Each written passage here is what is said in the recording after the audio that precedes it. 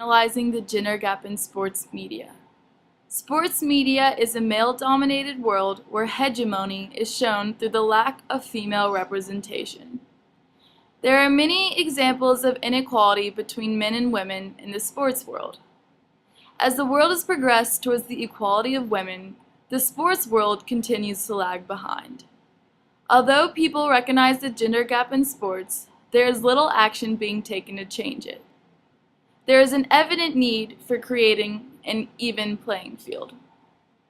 For example, Erin Andrews is a well-known female reporter in the world of sports. People often stereotype her as just a pretty face, and don't consider her to have a wealth of sports knowledge. Females are rarely seen as sports commentators, although, by law, there is supposed to be equal opportunity in the workforce among men and women.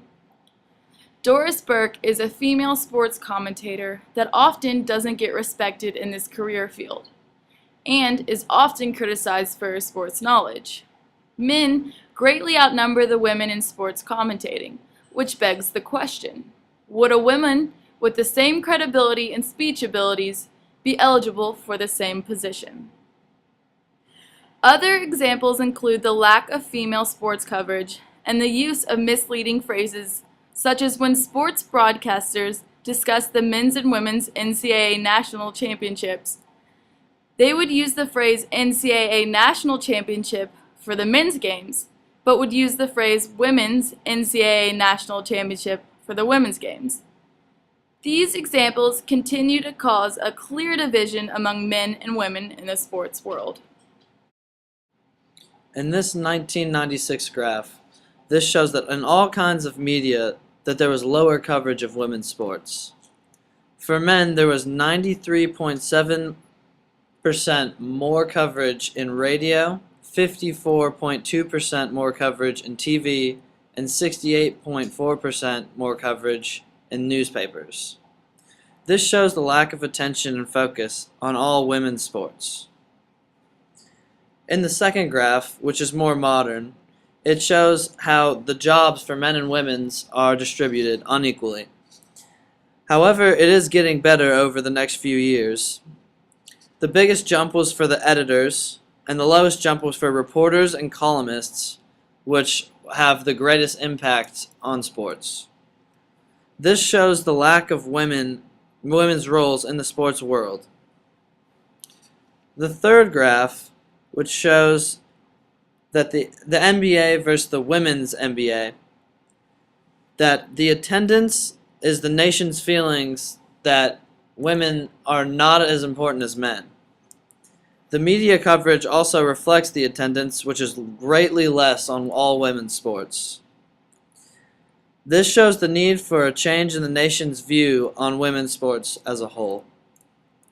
These stats just show a lack of caring of the nation's just general public on all kinds of women's sports. One person we wanted to highlight in this video is Andrea Kramer. She's the NFL Network Chief Correspondent for Player Health and Safety, and in an interview conducted by Sports Illustrated and CNN, she was asked the question, how much sexism exists today in the sports media?